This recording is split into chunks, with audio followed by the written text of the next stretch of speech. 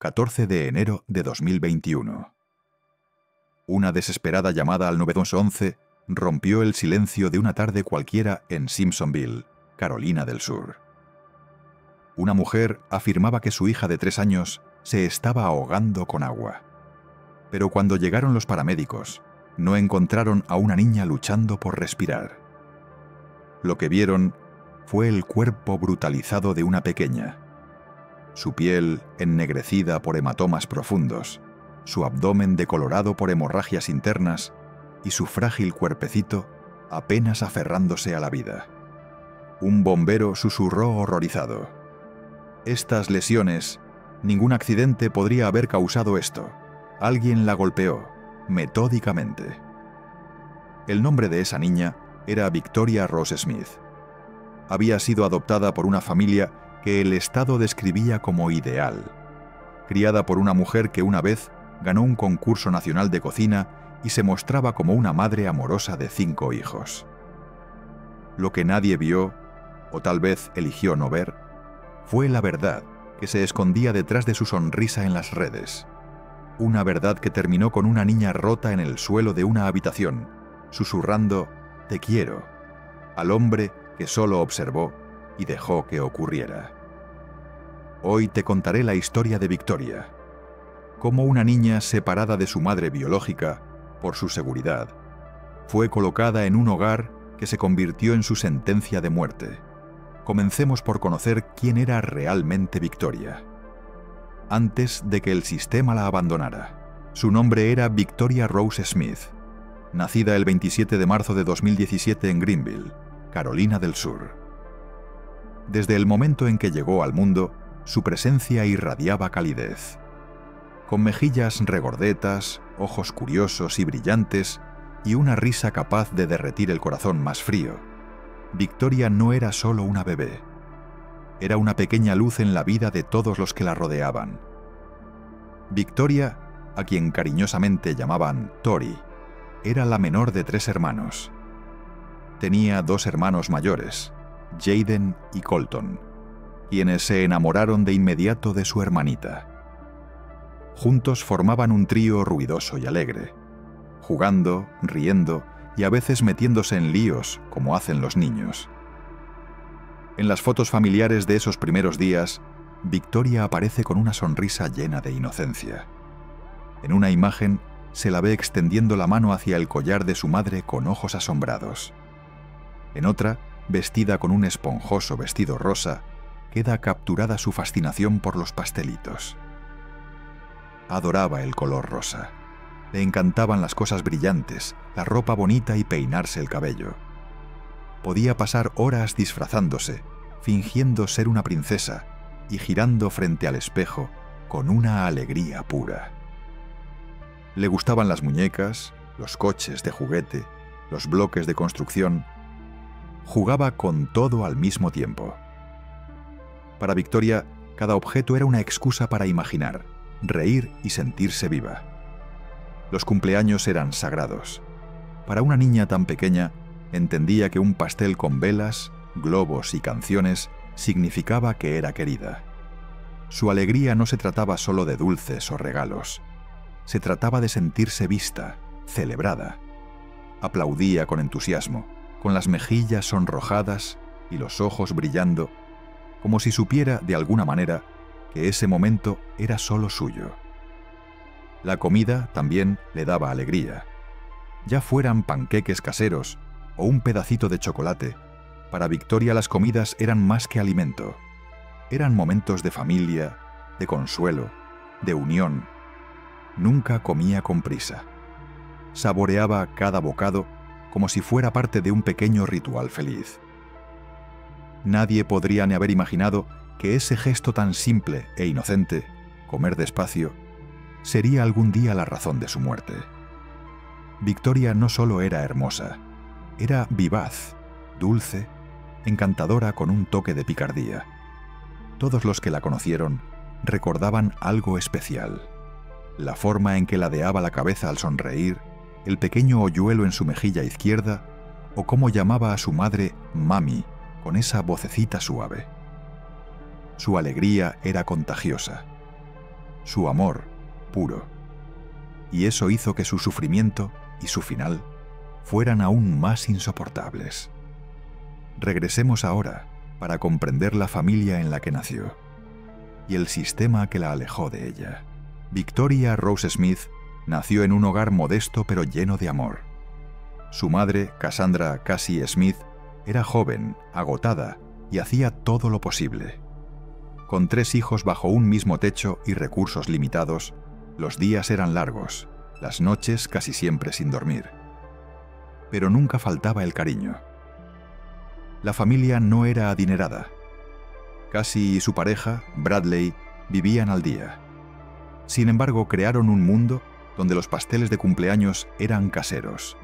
Las risas resonaban en la sala y la hora de dormir significaba cuentos y abrazos cálidos. Cassie lo capturaba todo. La primera sonrisa de Victoria, sus primeros pasos, sus manitas regordetas agarrando juguetes. En esas fotografías no se ve peligro. Se ve a una madre que adora a sus hijos. Pero el sistema vio otra cosa.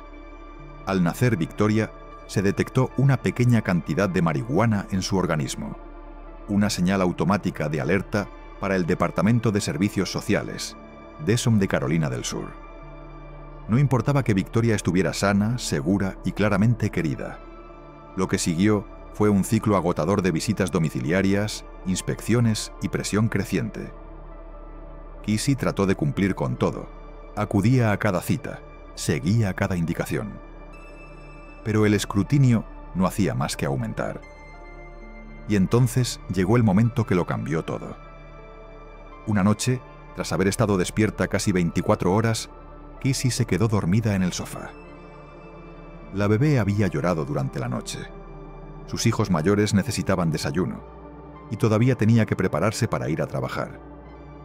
Mientras dormía, los niños, preocupados por el silencio, fueron a casa de una vecina. Alarmada, la vecina llamó a la policía. Servicios Sociales lo tomó como la gota que colmó el vaso. No importaba que los niños estuvieran ilesos. No importaba que Cassie simplemente hubiera llegado al límite que todo padre agotado teme alcanzar.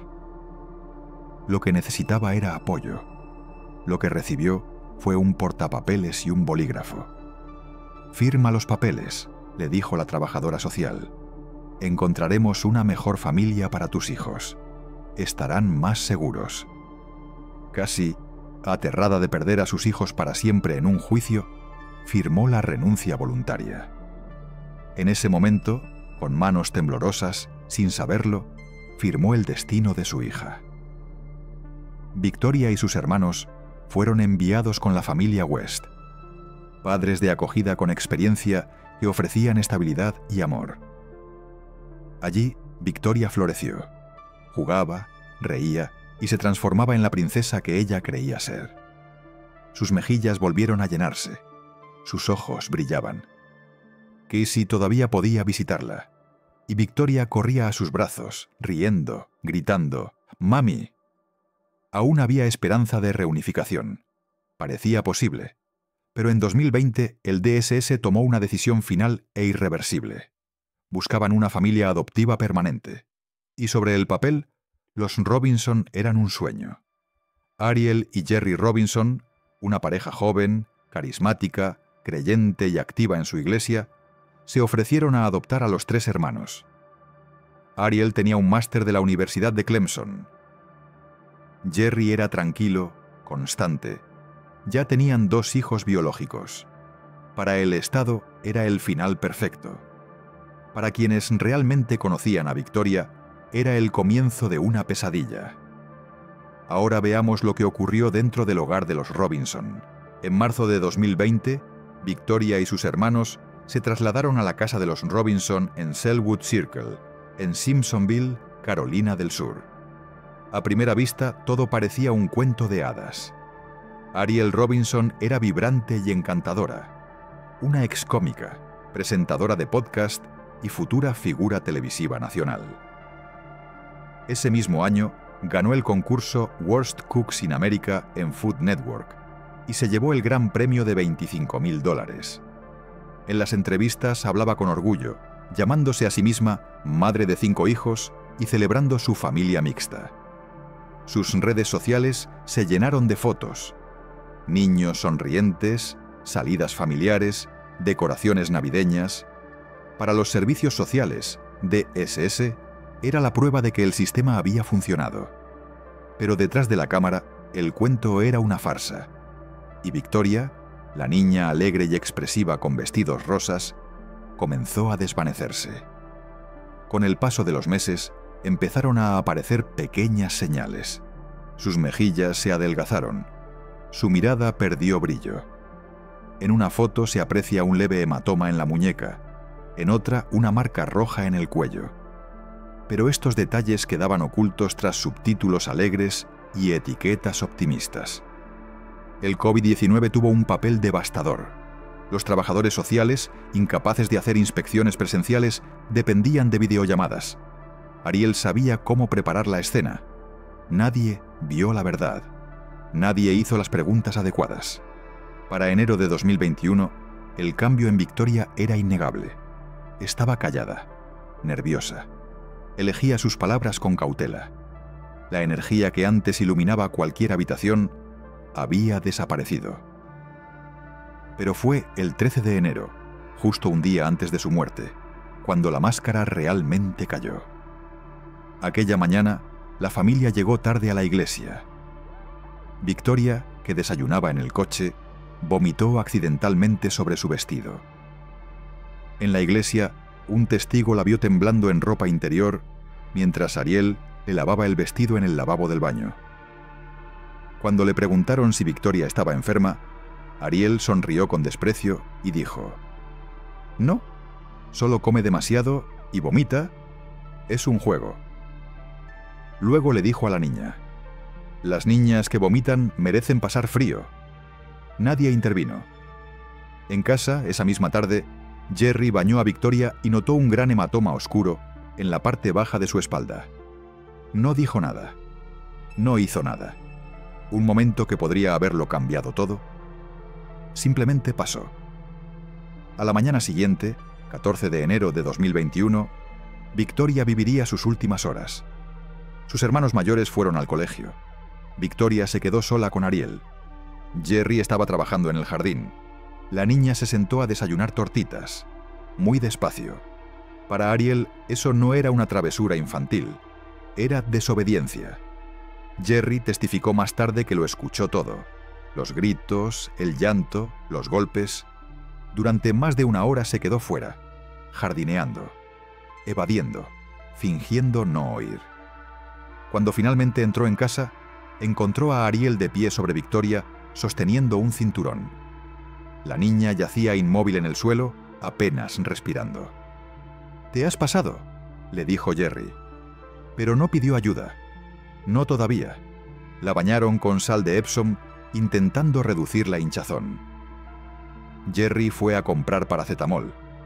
Victoria se estaba muriendo, y sus padres trataban sus heridas como si fuera una fiebre cualquiera.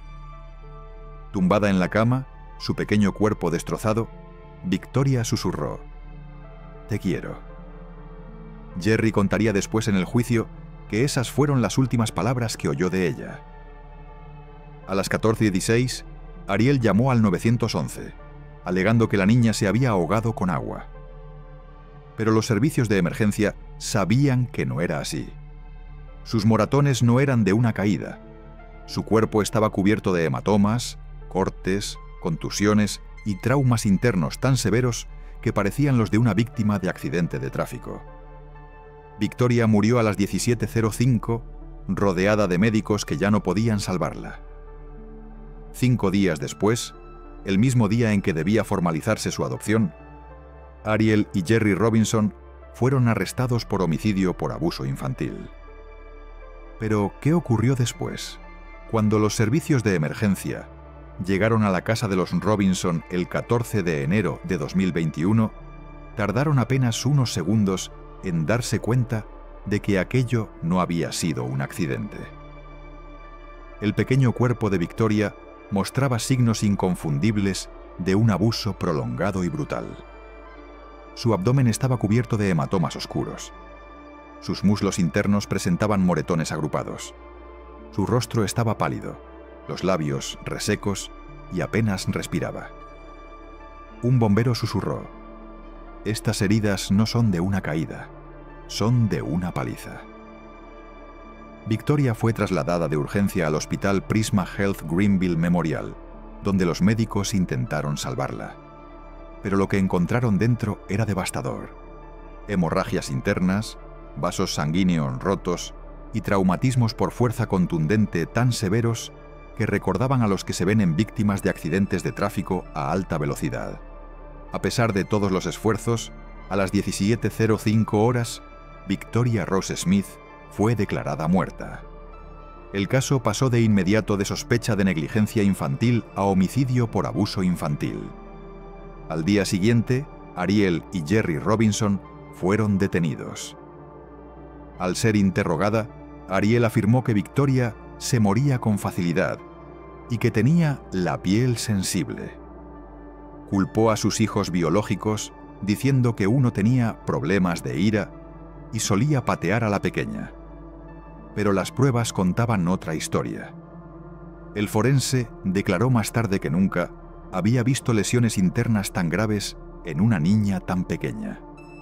Los expertos médicos confirmaron que el trauma se produjo dentro de la hora anterior a su muerte, coincidiendo con el momento en que Jerry dijo haber escuchado a Ariel gritar y golpear a Victoria.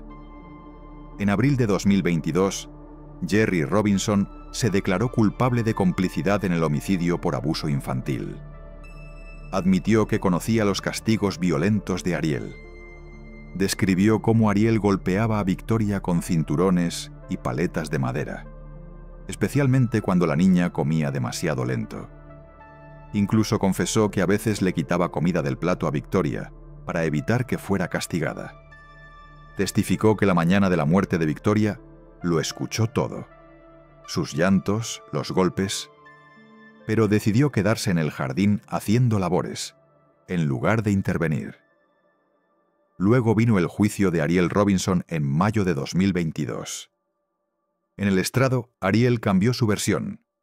Ahora afirmaba que Jerry era el verdadero agresor. Dijo que él tenía problemas de ira y que se quedaba solo con los niños. Pero el jurado no se dejó convencer. Salieron a la luz clips de sus monólogos de comedia, vídeos donde hacía chistes sobre pegar a los niños en la garganta. Su imagen pública como madre dulce y progresista se desmoronó ante sus propias contradicciones. Uno de los momentos más desgarradores llegó cuando un médico de cuidados intensivos pediátricos testificó: «Estas heridas no eran compatibles con la vida. El nivel de fuerza utilizado desgarró los tejidos internos. Esto no fue disciplina, fue tortura». Tras 4 días de testimonio y solo 90 minutos de deliberación, el jurado emitió su veredicto: culpable. Ariel Robinson fue condenada a cadena perpetua sin posibilidad de libertad condicional. Jerry Robinson recibió 20 años de prisión, con crédito por el tiempo cumplido. Food Network eliminó inmediatamente la temporada de Worst Cooks in America, en la que participó Ariel, de todas sus plataformas. Y a principios de 2025, cuando Ariel presentó una apelación, el tribunal rechazó su solicitud de nuevo juicio. Permanece encarcelada, habiendo recibido múltiples sanciones disciplinarias por desobedecer órdenes y por conducta sexual inapropiada durante su estancia en prisión. Pero más allá del tribunal, la historia de Victoria despertó una indignación más profunda, una dirigida no solo contra sus asesinos, sino también contra el sistema que la puso en sus manos. La noticia de la muerte de Victoria Rose Smith se propagó como la pólvora, desatando una oleada de dolor colectivo, indignación y estupor. Una preciosa niña de 3 años, separada de su madre biológica en nombre de la protección, había sido entregada a una asesina. La traición se percibía como sistémica, deliberada e imperdonable. En comunidades de todo Carolina del Sur, especialmente en Greenville y Simpsonville, el público exigía respuestas. ¿Cómo podía una mujer tan celebrada públicamente, tan exhaustivamente evaluada, asesinar brutalmente a una niña sin que nadie lo notara? ¿Por qué no intervino el Departamento de Servicios Sociales, especialmente después de que aparecieran señales de abuso en las fotos? ¿Y por qué las visitas de los trabajadores sociales seguían realizándose de forma remota, varios meses después del inicio de la pandemia? Estas preguntas no quedaron sin respuesta.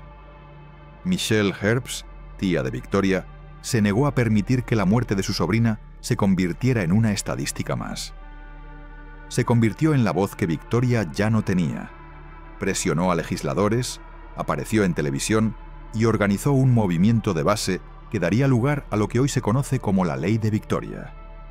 Esta propuesta de ley en Carolina del Sur buscaba reforzar la supervisión de hogares de acogida y adopción, con un cambio fundamental. Las inspecciones presenciales sin previo aviso serían obligatorias, incluso después de que se finalizara una adopción. Nada de videollamadas, nada de confiar ciegamente en las apariencias. Si alguien hubiese entrado sin avisar en la casa de los Robinson, dijo Michelle, Victoria seguiría viva. El proyecto de ley ganó apoyo en todo el espectro político. Defensores del bienestar infantil, líderes religiosos, antiguos padres de acogida e incluso empleados del propio DES pidieron reformas. Medios de comunicación de todo el país recogieron la historia, no solo por su horror, sino porque exponía una verdad incómoda. El sistema creado para proteger a los niños a veces puede convertirse en el motor de su destrucción. En Internet, el hashtag #Justicia para Victoria fue tendencia durante semanas. Miles de personas publicaron homenajes, compartieron fotos de Victoria y encendieron velas virtuales en su memoria. Otras compartieron sus propias historias, de custodia perdida, de reunificaciones rotas, de niños colocados en hogares peligrosos. Victoria se había convertido en un símbolo, un nombre que atravesaba la burocracia y recordaba al mundo lo que realmente está en juego. En su funeral, en Travelers Rest, Carolina del Sur, Cassie colocó un osito de peluche sobre la pequeña tumba de su hija.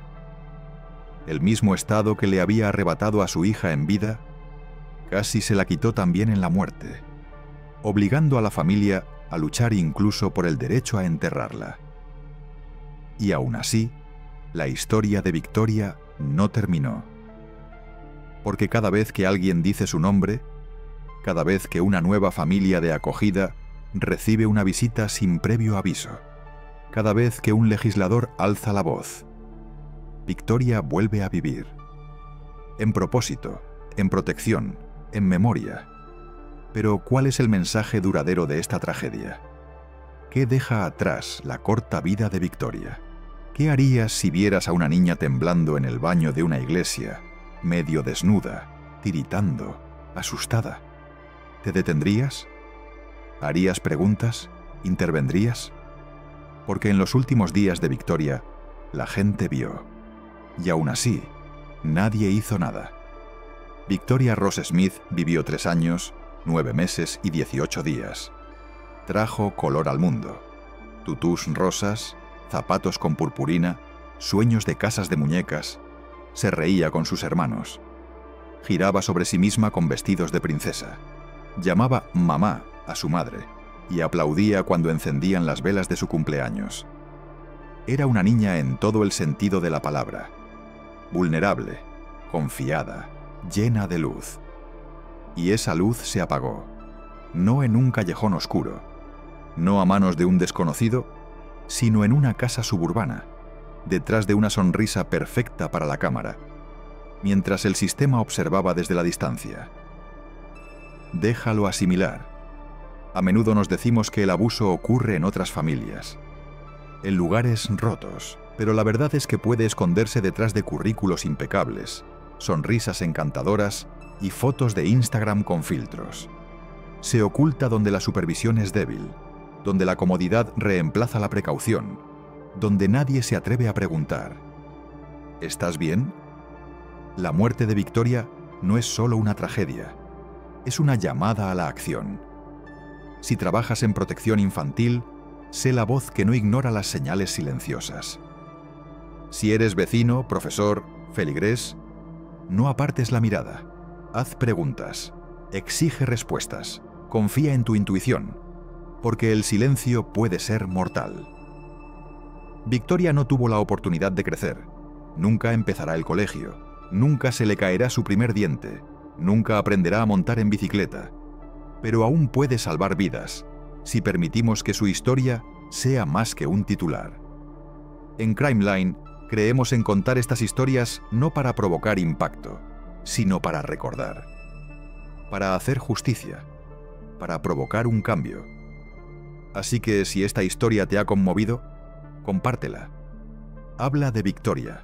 Di su nombre. Dilo en voz alta. Porque ningún niño debería susurrar «Te quiero» con su último aliento. Y recibir solo el silencio como respuesta. Descansa en paz, pequeño ángel.